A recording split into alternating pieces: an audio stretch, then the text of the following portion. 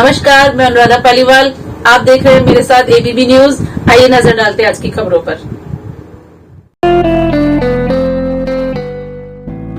Modern technique enterprises 87 third floor.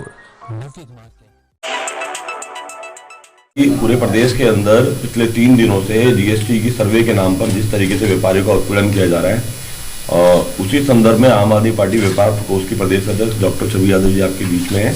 हम आपसे कुछ बातें करना चाहते हैं, इसीलिए हमने आपको आमंत्रित किया था।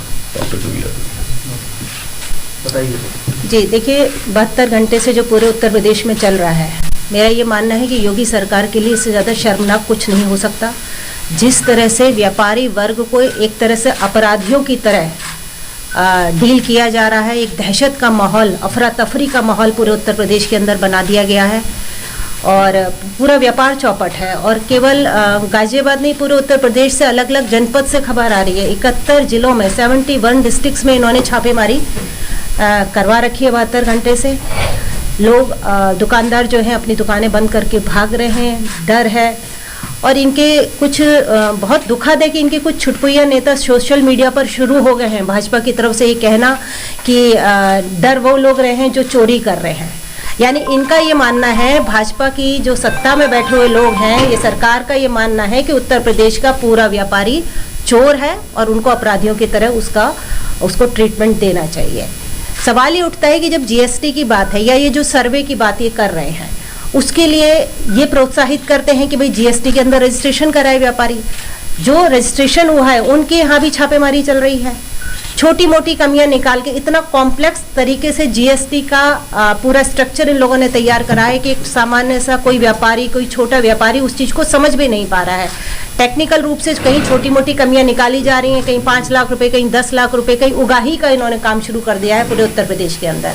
तो उसके खिलाफ सारा ही व्यापार मंडल, जितनी मेरे पास अभी तक सूचना आई है, इतना आक्रोश है लोगों के अंदर और आम आदमी पार्टी इसका पुरजोर विरोध कर रही है और इसको तुरंत रोका जाना चाहिए। और अभी जो मुझे सूचना मिली, मैं रास्ते में थी तो मुझे कुछ व्यापार मंडल की तरफ से फ़ोन आया और ये सूचना मिली है कि सरकार ने इसको नगर निगम चुनाव को देखते हुए नगर निगम चुनाव तक इसको रोकने का फैसला किया है। उसके बाद आगे ये दोबारा इसको शायद कंटिन्यू करेंगे।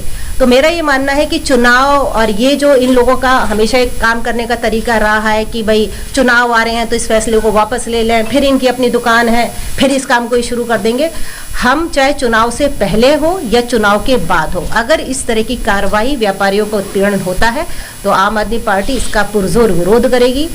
जरूरत हुई तो हम लखनऊ में इसके खिलाफ बहुत बड़ा आंदोलन करेंगे और किसी भी तरह का शोषण व्यापारियों के खिलाफ अगर होता है तो उसके लिए आवाज उठाई जाएगी। आपके साथ बात आज व्यापार मंडल जोड़ने की नहीं है, बात आज ये हो रही है कि व्यापारियों की आवाज कैसे उठाई जाएगी।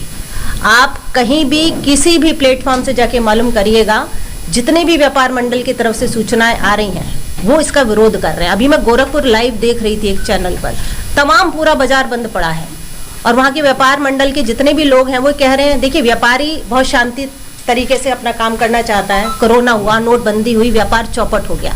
एक तरफ बात करती है सरकार की भाई इन्वेस्टमेंट आना चाहिए, आप बाहर घूम घूम के लाखों करोड़ों रुपया बर्बाद करते हैं कि इन्वेस्टमेंट आना चाहिए। जो यहाँ व्यापारी काम कर रहा है उसके यहाँ पर हमने छापेमारी शुरू करवा दी, इंस्पेक्टर राज ले आए अब दोबारा से।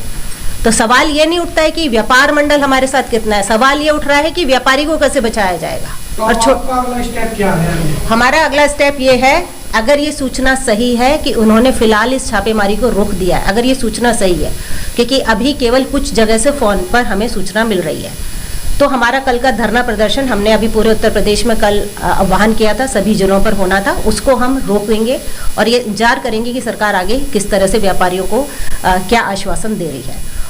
अभी जैसे कि अभी सूचना जो आई है कि अभी शाम तक देख रहे हैं कि क्या स्थिति बनती है और अगर क्योंकि अभी तक आधिकारिक रूप से कोई सूचना ऐसी नहीं आई कि रोकी गई है, ये खाली विश्वसनीय सूचना नहीं है।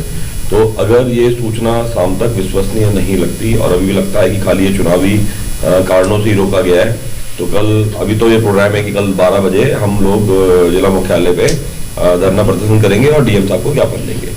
लेकिन वो है, वो शाम तक हम लोग फाइल करेंगे। अभी स्थगित नहीं है, अभी हम शाम तक पूरा वेट करेंगे। औपचारिक घोषणा का इंतजार अभी कर रहे हैं। घोषणा अगर करेंगे। सरकार की तरफ से कोई औपचारिक घोषणा होती है तब इस पर पुनर्विचार करेंगे, अन्यथा पूरे उत्तर प्रदेश में कल हमारा तो आपकी प्रदर्शन होगा। इधर जो व्यापार मंडल है कई गाजियाबाद हाँ, कई जगह- हमारी मेरी अधिकारियों से कोई बात हुई? हाँ मेरी मैं व्यापार वो भी प्रकोष्ठ शामिल होंगे के इसमें? मैं व्यापार प्रकोष्ठ जिलाध्यक्ष की हैसियत से मेरी गाजियाबाद के अंदर रामचराम रोड तुराब नगर के व्यापार संघ के जो अध्यक्ष हैं उनसे मेरी बात हुई है, वो इस कार्यक्रम में हमारे साथ शामिल रहेंगे। लेकिन उन्हीं के उनके मैसेज भी मेरे पास आए हैं कि भाई साहब व्यापारियों में थोड़ी राहत मिली है और अभी इसको स्थगित कर दिया गया है। तो अभी लेकिन वो खबर विश्वसनीय नहीं है, इसलिए अभी हम कोई पूरी इस पर मैं कुछ बता नहीं पाऊंगा कि हम क्या शाम होते होते क्लियर हो जाएगा। लेकिन जैसे आपने बोला ये क्यों हो रहा था, मैं आपको बता दूं, 2 महीने पहले से आम आदमी पार्टी इस पर आवाज उठा रही थी। 2 महीने पहले इन लोगों ने एक प्रावधान लेके आए थे जीएसटी में कि 200 रुपए तक के बिल काटने का प्रावधान था। ये उसी दिन हम आम आदमी पार्टी ने ये उस बात को उठाया था कि ये छोटे व्यापारियों का उत्पीड़न करने का एक बहाना है।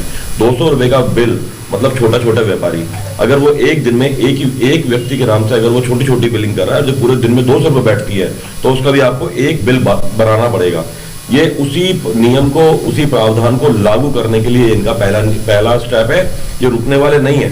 हो सकता है चुनाव के मद्देनजर ये थोड़ा ढीला पड़ जाए, लेकिन ये चुनाव के बाद में इस चीज को बढ़ाएंगे और इसमें सबसे ज्यादा नुकसान जो होगा वो रेहड़ी पटरी और छोटे व्यापारी को होगा।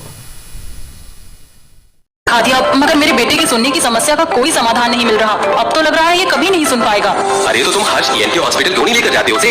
यहाँ के डॉक्टर्स ने प्लेटलेट रिच प्लाज्मा नाम का इंजेक्शन तैयार किया है, जिससे कान के पास की नस में इंजेक्ट किया जाता है, जिससे सुनने की क्षमता बढ़ जाती है और अभी तक 1000 से ज्यादा लोगों में इसे लगाने से सुधार देखा गया है। तो अगर आपके आसपास या परिवार में कोई ऐसा है जो सुनने की समस्या से परेशान होकर हार मान बैठा है, तो आज मिले डॉक्टर बीपी त्यागी से। हर्ष ईएनटी हॉस्पिटल C43